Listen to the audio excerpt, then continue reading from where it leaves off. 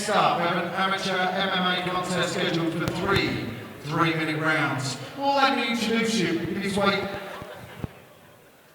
making corner of the cage, it is Aydin Berk.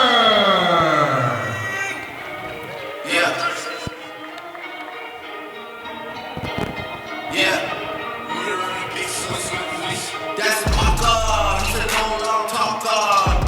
Until the motor slam. We don't need to hear about the next man. You just talk down and they get ran. Let them get dead from the whole ends. Look on shots, no questions. G wait till I'm resting. We still got love for the West End. If it's a chit chat thing, better talk nice. Murder on the beat, so it's not nice. Skull gets hot, then I'm not nice. You tryna date her, she been let me walk twice. Now you want her out of this team. Just no man like Chelsea's a Pixar. If I haven't got to fix things. Just no man like Fifth, he's a sick god. You get times, you don't miss things. Just no man like me, I'm a 6R. And I oversee the whole thing. Yeah, I create the whole thing. Yeah, I create the whole thing. Cream got the earth tuck, can't see the whole thing. Wanna talk splits, now we need the whole thing. When we touch a button, catch suckers and we touching something. Man gets stuck in, you're stuck in something. Man gets rapping when we're sucking something. Man gets battered with a crutch or something. Man battered, then we bucket something. If man child play, then we chucking something. If man start throwing, then we chucking something. Yes, ladies and gentlemen, now making his way to the blue corner, it is Rincin, Griffiths-Golha.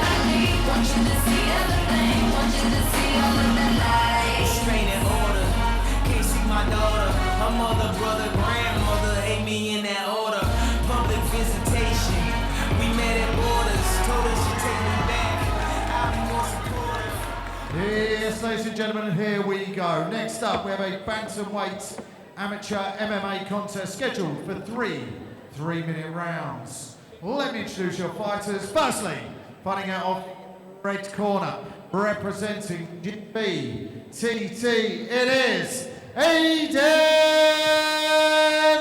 Berk. And now, ladies and gentlemen, over into the blue corner. He's representing Diesel. It is Rincin, Griffiths-Golha. Three-minute rounds. All right, we have bantamweight MMA up next. Aydin Berk in the red corner. His opponent, Rincin Griffiths, in the red. Excuse me, in the blue. Griffiths blue, Berk red. Touch of gloves here. Now under the amateur rule set, Rob. No knees to the head, no elbows as well. Oh. Nice exchange of shots. That left hook. Setting him up for the takedown. Just to work that leg. Rincin for the high crotch. Trying, possibly looking for the takedown. Doesn't quite get it. Berk's got to look for the underhooks here in this position. He can use the whizzer as well. Rincin again, looking for that takedown. This time he gets it. Aydin trying to work his way back to his feet. Rincin did a great job sticking to his opponent like glue here. The cage might prevent his advance on that left side. Nice knee for distraction. What he's looking to do really is to pull Berk off of that cage and then look for the takedown off of the cage. At this point in time, Berk's using the cage to his advantage to stand up. He's going to try and turn in here. Now he's going to look for the underhooks, Rob. Pretty good job there, Berk, just managing to get the turn. Now they jostle position. Good knee inside there.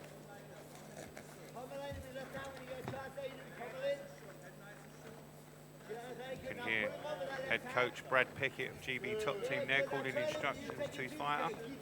That's a skill in itself as well, to be able to listen to your coach in the melee of battle while you're in there trying to perform in front of the crowd, to be able to single his voice out to allow you to advance in the fight. That's a skill in itself as well, Rob. Yeah, it definitely is. It's a wonderful feeling to have that connection with your coach. Good work by Rincin there, reverses it. Now Aydin, who's back to the cage. Aydin again now jostling, wins the position back. Loses it again. A little topsy-turvy battle here. Griffiths did a good job of sticking to him though, but both of these athletes need to pummel in for the underhook here. On Griffiths' side, his right side, he needs to pummel in, and then to counter that is the right side there for Berk. They want to get the double underhook position to get more optimum control in the clinch.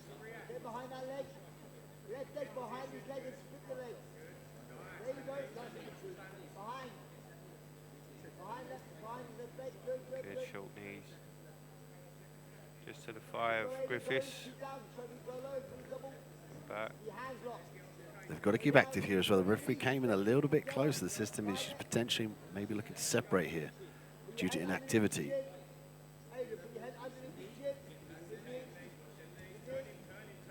Aydin Berk now looking for the double underhooks. That's the key. He gets the takedown. That was the key in that exchange. He might look for the take. Oh, he's looking for the back here. Briefly looked like he was trying to taste the guillotine, but didn't want to give up the top position. Smart play from Aydin Berk.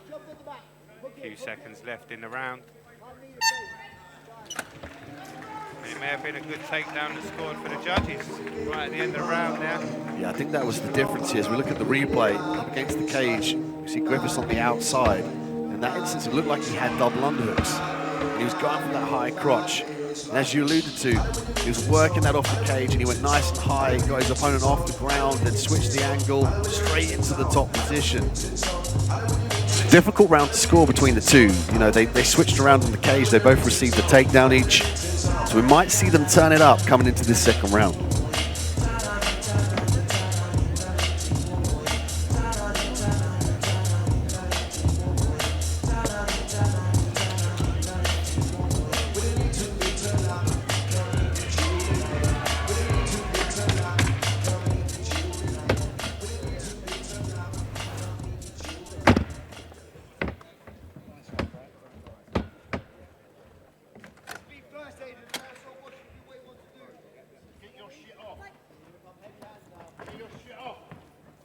You can hear from the corner there that Berk's corner, they want him to go first. They didn't put it in those words, but they want him to be first and implement his game plan here and not allow Griffiths to utilize his forward motion. Nice left hand from Griffiths.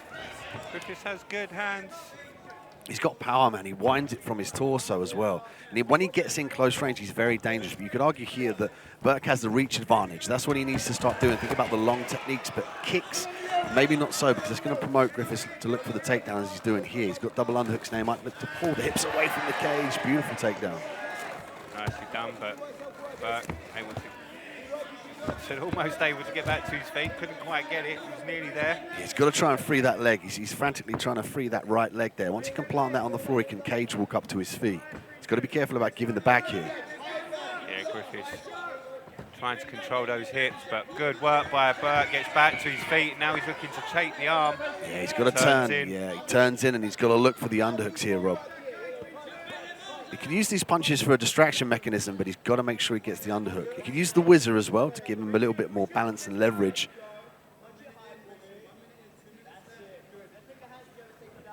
Yeah, you can see the movement just as he turns with the right arm there, bringing the shoulder of Griffiths up. And again, looking for that single trip. Didn't quite get it. This is going to be down to the nuance of the underhook here. Who can pummel that underhook and get the double underhook position is going to get the takedown, I believe. You can see here from the camera angle, the left arm coming in of Griffiths. He's looking for that underhook.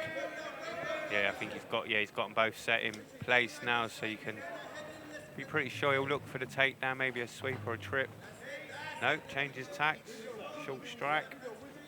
But done a good job of controlling that right arm of Griffiths, preventing those double underhooks. They've not really tested one another on the canvas yet, though, Dean. It's been very much a wrestling match so far. Yeah, it's been reactive as well. You know, the underhooks being the key, but what I like about these two is a very evenly matched fight. You know, when one guy edges his way up, oh, nice takedown outside trip there from Berk. Just sensing the balance of his opponent now, looking for the ground and pound. And Berk here now has got to think about position before the strikes. Usually we say position before submission, but it's the same for strikes. He needs to establish a dominant position where he can land more damaging blows to his opponent and not give up the half guards or the full guards. So Albert Griffiths just holding on to that wrist control of the right arm of Berk at the moment. Yeah, he might be trying to set up a triangle potentially. He's got to try and get that left leg around the neck. Difficult again with the cage behind him. Now he's got a little bit more movement. Butterfly hook. Long way to go. Yeah, just using that hook again just to control that right leg, not allowing Berk to pass that guard. Very tough second round again. Yeah, a very evenly matched fight. And again, for the second fight on the card, as we look at the replay, very, very technical for these two. You can see there, Berk looking for the switch, but he gave it the double leg. And we saw Griffiths in the top position here, you know, trying to pull him away from the cage. But then on the converse flip side of the coin, we saw Berk then obtain the first position on top. But does it make more of a stamp in the judge's eyes towards the end of the round? We won't know unless it goes to a decision.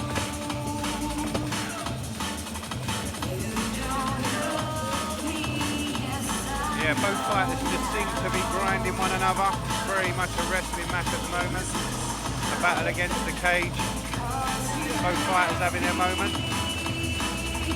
But neither really committed to anything. This could be the decider round. This is what makes mixed martial arts so exciting. It comes down to round 3 here, ladies and gentlemen.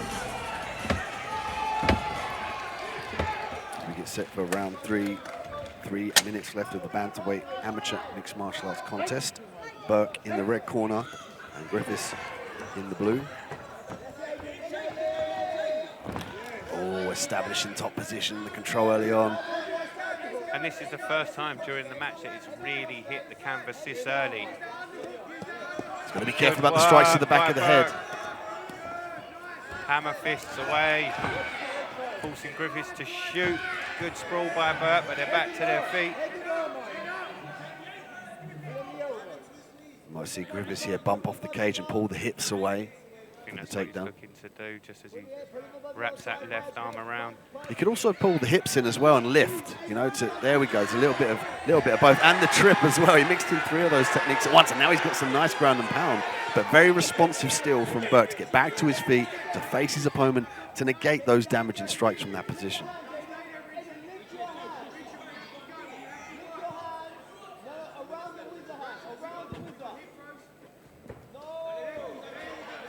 Berk looking for the hip toss there. He's got to be careful about giving up that underhook there on the right side of Griffiths. This could come down to cardio and muscular endurance. This is a grueling position to the uninitiated. If you haven't been here before, you can't really understand how much this takes out of you. You know, positioning, looking for the shoulder shots as well, constant movement. You know, the weight of your opponent, it really does sap the cardio. But the thing is, in a fight like this, where you know it's pretty close and you've been in a similar position for much of the fight, you know the judges are looking for that winning, that point-scoring technique, the takedown, the submission attempt, the effective strikes. And right now, Griffiths looks to take the back.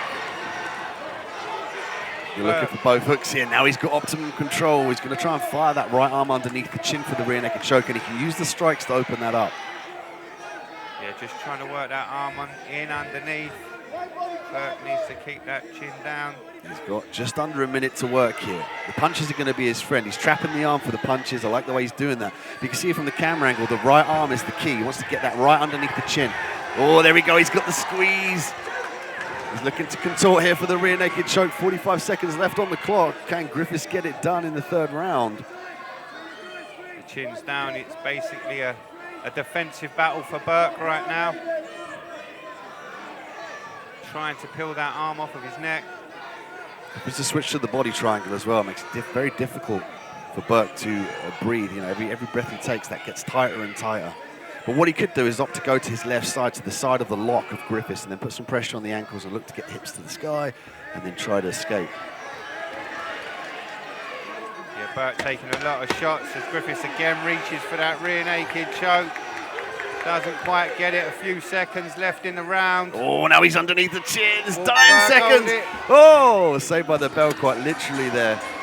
Oh, a little bit of bravado. He didn't hear the bell. Like using a neck crank, and he held on here. But if we look at the replay, I think this is the deciding factor in this fight here that could edge it towards Griffiths. The fact that he took the back, he controlled, he threatened the rear naked choke. You know, he's in more of a dominant position. For me, that it made him edge his way in that round. Yeah, I'm not quite sure why Aydin was so upset. I mean, maybe it was a case that it was just after the bell when the ref stopped it.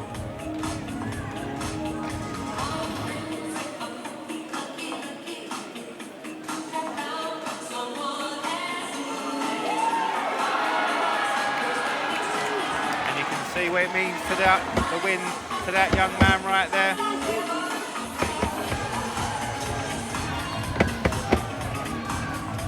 We consolidate the judges' scorecards here at Cage, and it would be a feather in the cap for Griffiths, given the great Britain top team headed by a famous UFC fighter from England, Brad Pickett. Great team over there. Excellent training as well. As you can see there's the sportsmanship we like to see, Rob.